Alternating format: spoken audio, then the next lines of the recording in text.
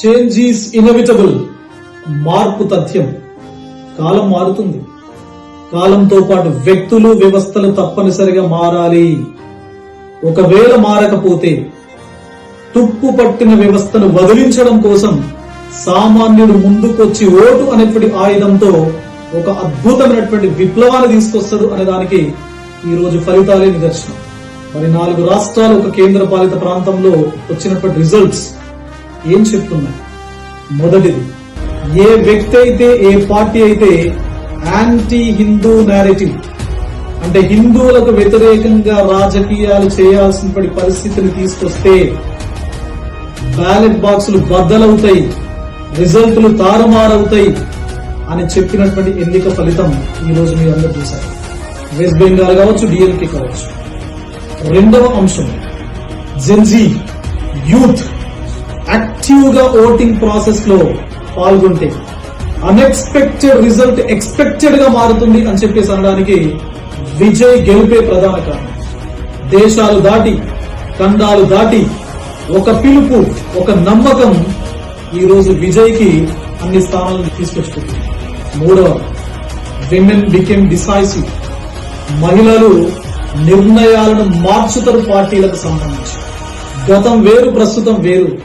మేము కూడా ఎన్నికల లోపల యాక్టివ్ గా ఉంటే రిజల్ట్ ఏ విధంగా ఉన్నది అని చెప్పేసి చూపించినటువంటి ఎన్నికలు ఈ రోజు వచ్చినటువంటి ఎన్నికల ఫలితాలు. చివరిగా, ట్రెడిషనల్ పాలిటిక్స్, యారగెంట్ పాలిటిక్స్, వీటికి కాలం చెల్లింది. ఇక ఈ దేశంలో కానీ రాష్ట్రంలో కానీ యారగెంట్ పాలిటిక్స్ కి అవకాశం లేదు అని చెప్పినప్పటి ఫలితాలు ఈ రోజు కలిగాయి. వెస్ట్ బెంగాల్ మమతా బెనర్జీ, డిఎంకే స్టాలిన్, కేరళంలో విజయానికి సంబంధించినటువంటి party. Of course Vijayan is a gentlemen, but party నిర్ణయాలు, పార్టీ యొక్క యారగెంట్ స్టెప్స్ ఈ రోజు ఇలాంటి నెగటివ్ రిజల్ట్ తీసుకొని వచ్చి పెట్టి, మరి మనం ఏం నేర్చుకోవాలి? తెలుగు రాష్ట్రాల్లో ముఖ్యంగా రాజకీయ పార్టీలకు ఇదొక సూచన, ఇదొక అడ్వైజ్ అండ్ సజెషన్ కూడా.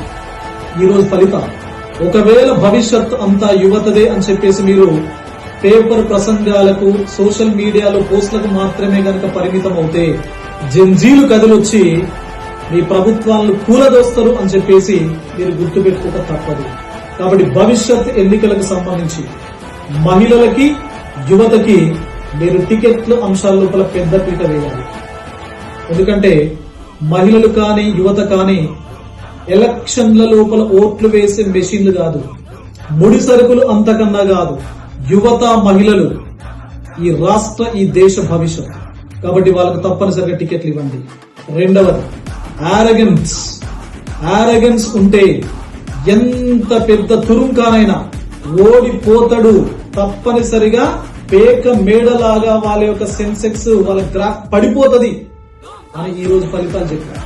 కాబట్టి యారగెంట్ గా ఉండకండి దయచేసి, వ్యక్తులు కానీ, అదే విధంగా పార్టీలు కానీ. ఈ ప్రభుత్వానికి కూడా చెప్తున్నాను, నిరుద్యోగుల యొక్క ఆగ్రహానికి మీరు గురి కావద్దు. గతంలో గురి కావడం వల్ల ఒక ప్రభుత్వం పోయింది. మరి యారగెన్స్ అనేది పనికి రాదు.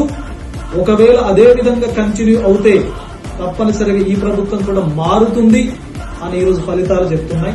ఇది ప్రజా తీర్పు, ఇది నా మాట కాదు. తప్పనిసరిగా ప్రజా కోర్టులో నిలబెడతారు ప్రజలు అని ఈ రోజు రిజల్ట్స్ మనకు చెప్తున్నాయి. కాబట్టి ఫైనల్ గా నేను ఈ రాష్ట్ర ప్రజలకు ఒకటే సూచిస్తా ఉన్నా, భవిష్యత్ అంతా యువత, మహిళలు. కాబట్టి గట్టిగా గుర్తాడదాం, రాజకీయాల్లోకి రండి. ఒక నిర్మాణాత్మకమైన రాజకీయాలు ఏ విధంగా ఉంటాయి తెలంగాణ లోపల మనం చేసి చూద్దాం. All the best. Thank you.